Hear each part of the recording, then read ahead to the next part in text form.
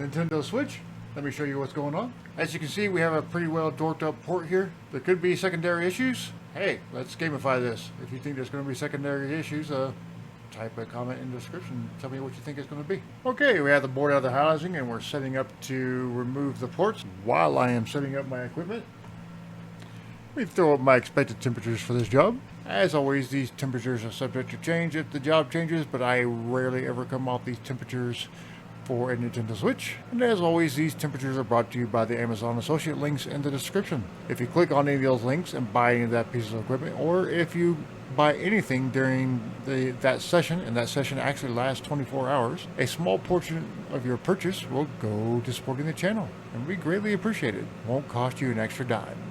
Let's flood our anchor points with some flux. Flux is also in the description. Let's low melt our anchors. Unfortunately, the low melt is not in the description. The place where I get the low melt is not currently available due to invasions.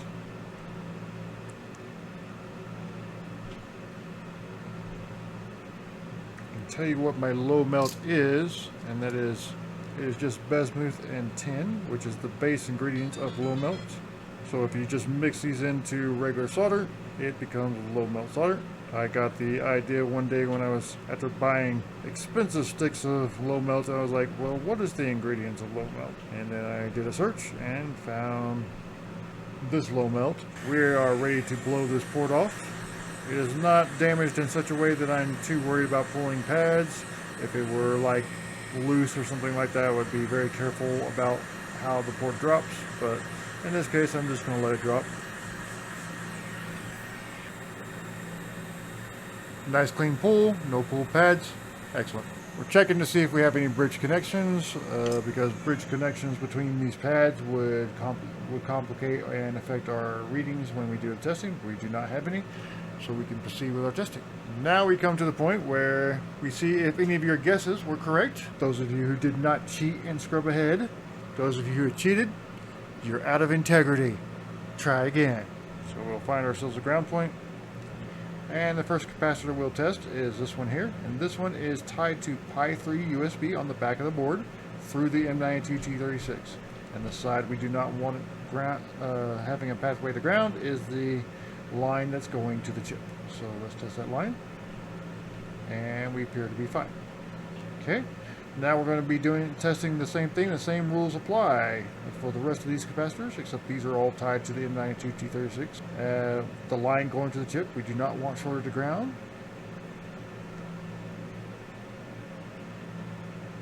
So far so good. Alright, so the exception to the rule is this capacitor right here. If a capacitor has two lines going to a chip, one side will always be ground. That side. Okay, and that is fine. Now we come to a capacitor that is very important. It is the capacitor that is tied to our CPU. If this capacitor is shorted, I have almost universally never found it to be anything other than the CPU being shorted. So, and we appear to be fine there. Excellent. Let's test around our MOSFETs.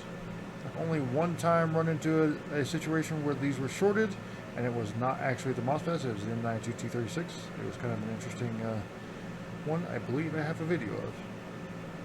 Okay, we look fine. Let's test our little filter, make sure it is fine. We want continuity through, but we do not continuity side to side. And let's test our invincible fuse and see if it's still being invincible. And it is still being invincible. Now we're going to test these test pads. And none of these test pads should have a natural path to ground.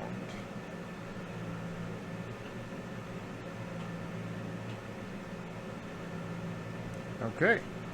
And none of them do. Excellent. Now this coil we do not want shorted to ground.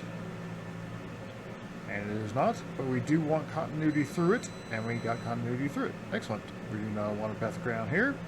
And now we will test our BQ24193. Same rules apply on the BQ24193 as applied to the M92T36, except in this case it has multiple capacitors with multiple lines going to a chip. So in this case I'm very used to testing this chip, and I know which sides are which. And we look good. Okay, first thing I like to check on the Pi 3 USB is these little filters. And we want continuity through the filters, but not the side to side. Very exactly the same as the one on the other side. Okay, we do not want side to side. Okay, and I do not want any of these shorted to ground.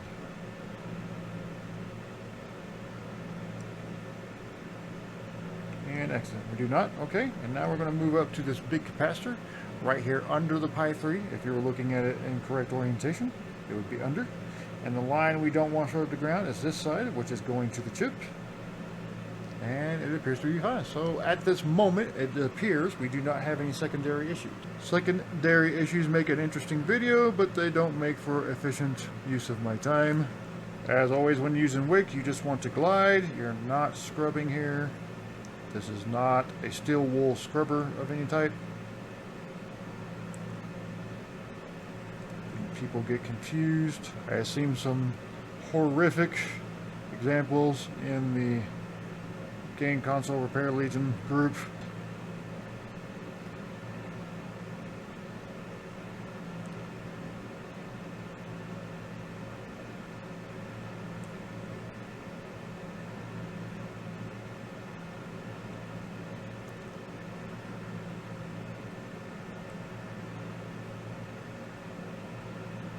And wicking these pads, just go with the pads, don't go against them. Don't scrub across them.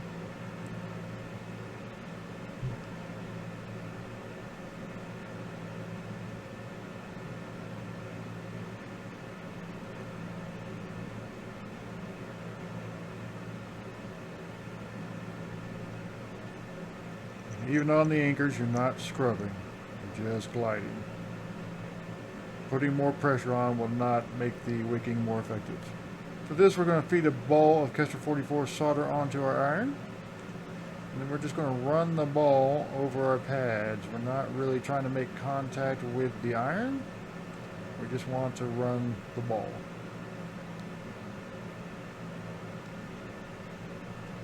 Just like that. And same thing with the port. We'll put a nice ball of Kestra 44 solder onto our tip, and we'll just run the ball over these pads, over these pins, gently, like so. All right, and place our port. Okay, and this is where my methods differ a little bit from others you may have seen. My method is to bring the temperature of the board up enough to wet the solder on those pads, both the hidden row and the visible row. How we do this is we move the nozzle very rapidly over the area. We never keep the heat in any one place too long. This helps us in not burning the plastic on this port. You will burn the plastic if you're just sitting there pounding it with direct heat. So we will move the nozzle rapidly. We'll bring the temperature of the port, bring the temperature of the board up, and it will wet the solder, and then we'll go from there. This method does require a little bit of patience compared to like the hot swapping method, but I've tried the hot swapping method and I don't find I have as high a success rate with it as I do with this. I'm pretty much 100% on this to succeed compared to, maybe 50% of the time with hot swapping. Okay, I'm seeing wetting evident on the visible pads, but we're going to go a little bit longer and make sure we get those hidden ones. Have a little bit more material to go through on that. Okay, we're going to press down. Run a little bit longer and then remove the heat. We're going to hold the port down while it dries. We want to see evidence of the visible pins drying, and then we'll hold it down a little bit longer just to make sure that the non-visible pads have dried as well. They have more material between them and the air, so it'll take a little bit longer for them to cool down. I'm reasonably certain we have dried. So now we're going to perform a little bit of a very gentle nudge test. When you perform this test, there should be no play at all. It should feel solid. If you've only managed to solder one row down, you will get some play here. But everything feels solid. I'm going to check our outer pins because sometimes you can get a little too fixated on the hidden row and you can neglect these. but everybody is solid. Excellent. We're going to flood our anchor points with our flux. Put a little ball of our solder on our tip, and then we're going to start feeding in. So we want to put a fairly generous amount, but we don't need to flood it too much. Feeding through solder to the other side of a Nintendo Switch board is not as difficult as, say, like a HDMI port on a game console, the bigger game consoles, but you do want it to feed over. So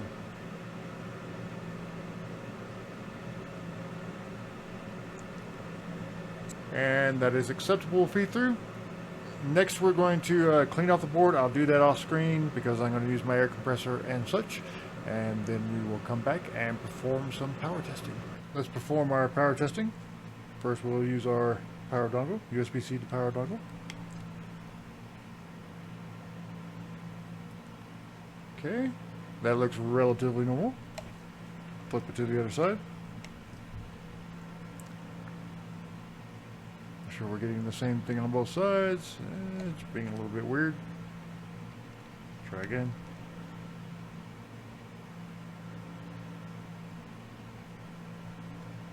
Okay, sometimes it can play up with the PSU a bit, but we will do this. Let's hook up our battery. We'll activate with our OEM.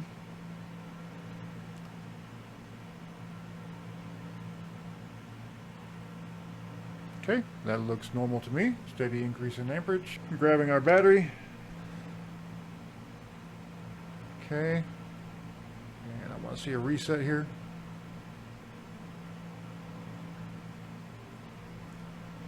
Okay, we're fast charging, we're booted up. Now I'm going to switch and we will see if we get docking.